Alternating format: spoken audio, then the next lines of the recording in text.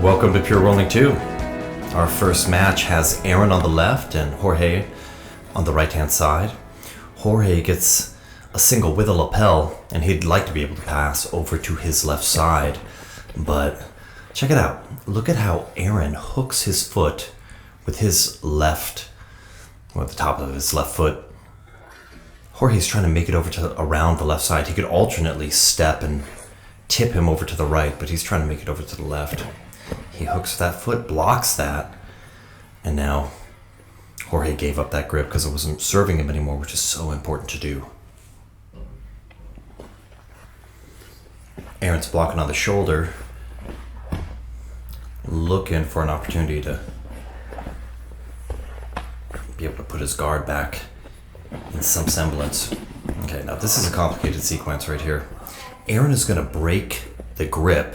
Jorge's holding that knee. He breaks the grip, kicks and pulls, and then right when Jorge goes for that toe hold, he inverts. He's able to ride that momentum, that spiral momentum of twisting the foot all the way into a back take. Fairly difficult to choke. One, he's very tough. He's ex-Marine. Number two, not a whole lot of neck. So Aaron is trying to tweak the angle. See, now he's holding onto the hip. It'd be better if he could grab the knee, but it's just a little bit out of reach. If Aaron could get on his right hip instead of his left, leaning in toward his hip, it would make all the difference and really make the choke much more effective. Jorge circles back into him, spins in, immediately starts assembling the lapels. Okay, so Jorge really likes deep half. He's got a bite on that foot and just a little hip switch. And 9 times out of 10 in jiu-jitsu, shifting your hip, changing the angle will do it. Pulling down with both lapels, one foot is bound, hip switch, right into the sweep. Look at that. Very nice. They don't teach you that on the first day. Jorge up on his knees, looking to pass. Aaron circles that leg around. That was a little bit of an opportunity to pass while he was circling, but this is the first round. Jorge and Aaron are going for it. They don't have to, but they choose to. Push and pull. Push with the foot, pull that hand back, break the grip, limb substitution. Jorge used his foot to do the job his hand was doing. And with a really good guard player, sometimes going for the footlock is a perfectly good solution. Looked like Jorge was going for the foot there, and Aaron squeaks out of it by shifting his hip. Again, shifting your hip. You got to be in control of your own mobility there.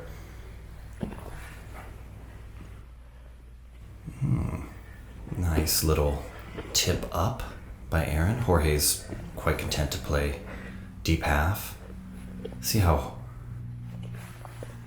And immediately Jorge starts getting to work. He pulls on that belt. That's controlling the center, the hara in Japanese. And then he controls the lapel. That's actually quite a nice grip. Ah, shifts his knee back. Now he's coming up. Look at that unwinding by Aaron. Boom. That was a nice move. He unwinds so he doesn't get crossed up. Small half step, then a lunge.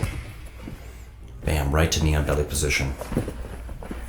Jorge turns away, makes a little bit of space, But Aaron's up on top. Aaron is very active, very mobile, and very precise. He tries coming up. Look at this big step. That big step. Sometimes you can go into a monoplata from there. Jorge has this deep half and then binds that Aaron's right arm, so he's vulnerable to being swept over to the left. He holds it, but then when he tries to sweep, he extends his arm and Aaron's able to catch his balance. Jorge recovers his position, and so he's looking. He's looking for the lapel.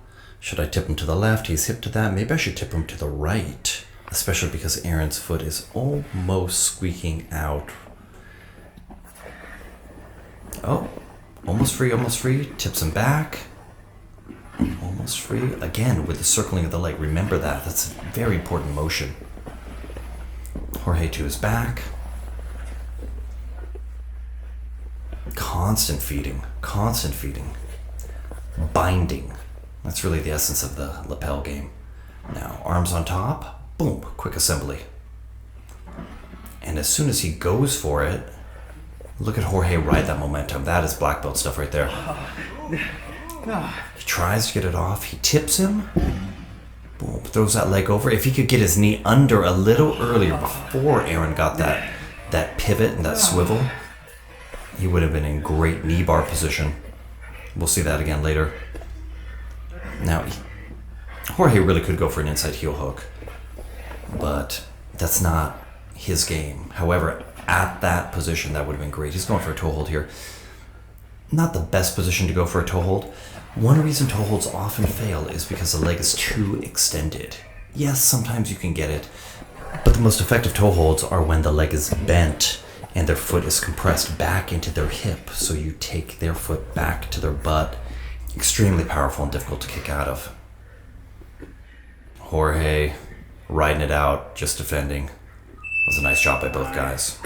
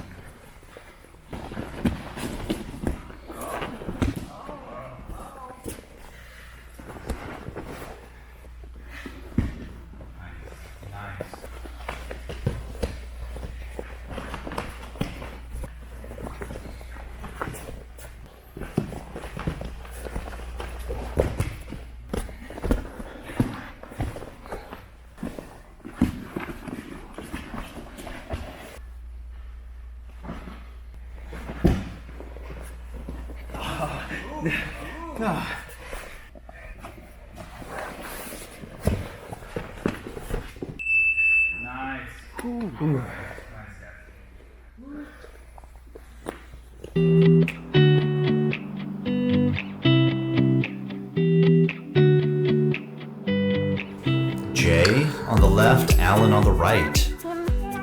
Alan is my second black belt. He drove out from Las Vegas, formerly of South Haven, Mississippi. Jay is a CVBJJ black belt. Really an amazing guard.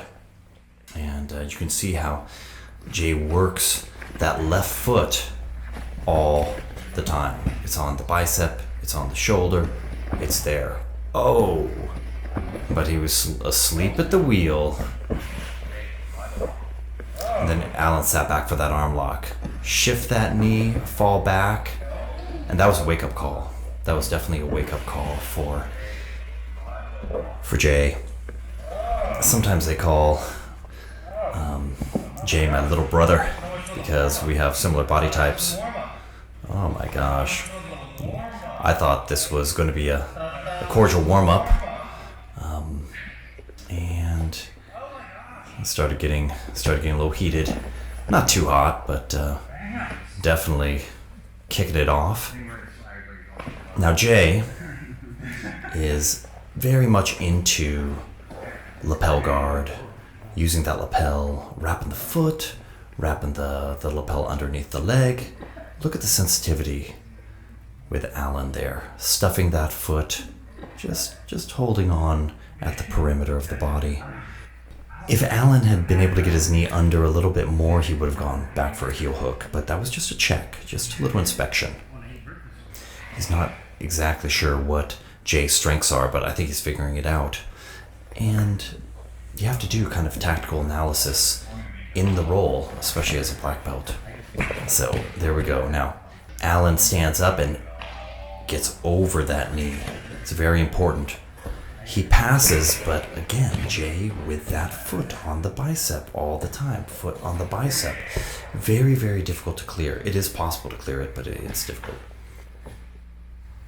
Jay frees that other leg.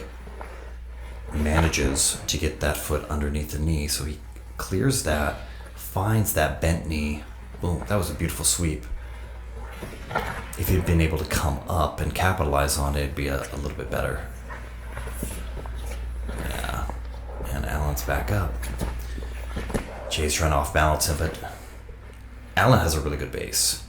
He's a good stand-up practitioner and obviously very good jiu-jitsu.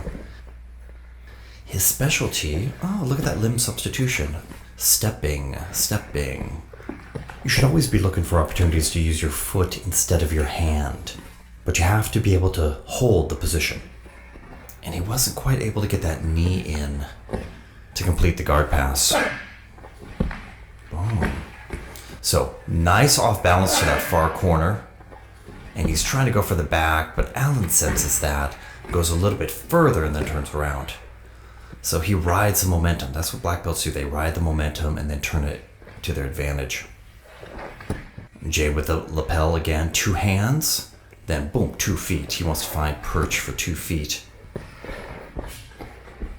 Alan is now looking to smash him a little bit more. Look at Jay. Look at Jay with that foot. Okay, Alan was able to clear that.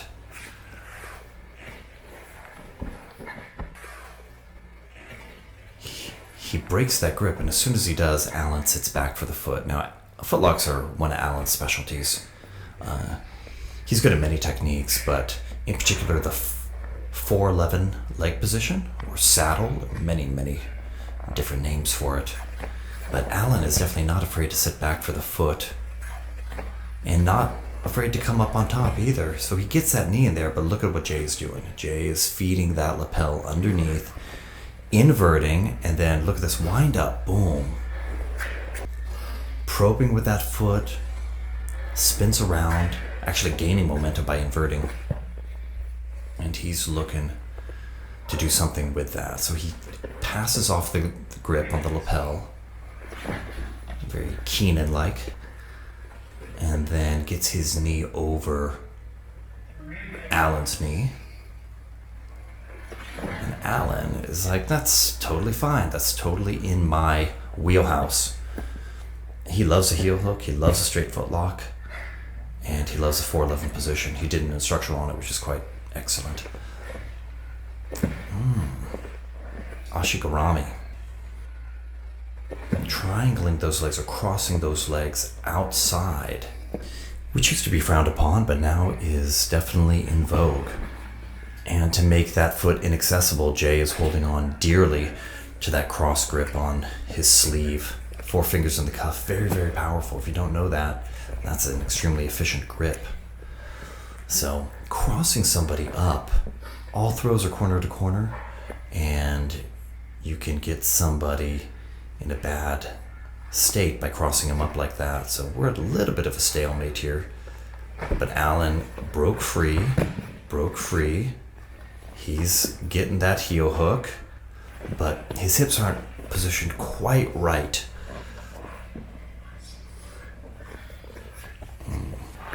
Jay tries to step over and pushing on the knee. Jay pushing on that knee, extracting himself, and we're in a reset position here. Jay throws his belt to the side. So does Alan. Parity. Boom. Move of the day right there. This is good for both of them. It's good to roll with other black belts, especially people that you're not that familiar with. Jay not standing up.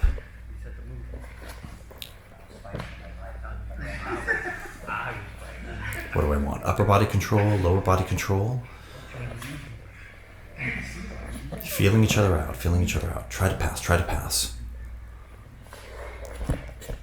Ow. Nice. He doesn't want to mess around with that foot. So he overpasses. He spins and manages to hook that top arm. And then look at the foot land on the hip. Maybe he can get a Kimura, but Jay squeaks out of it.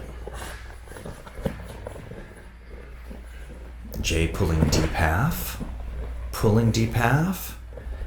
And leading into an off balance. He gets his shin underneath there. Jay grabs the ankle. Switches to the sleeve. Alan's trying to break it, and then he backsteps. See, Alan did a great pass. But again, Jay and that foot, very difficult. Very difficult. We're doing 6-minute rounds here. Alan looks up at the clock. Jay has this lasso going on. Now watch this grip switch. Grabs with his right, left hand. Grabs with the right, left hand goes over to the tricep, right hand back on the collar. That is great for forcing an omoplata. One of Anthony's specialties, you'll see that again. It's very reminiscent of my own game. Lots of hip bump, off-balancing attacks. Jay's my little brother. Although he gives me no love a little bit later. Look how he gets that leg over the shoulder. That's the beginning. And the hand also. The fingers in the armpit, one of the best grips you can get. Holding onto that lat. Good old-fashioned flower sweep. Basics never die. In fact, the basics are the things you rely on at black belt. Jay takes the top position and immediately presses on the wrist, but we're out of time. Ready to get going.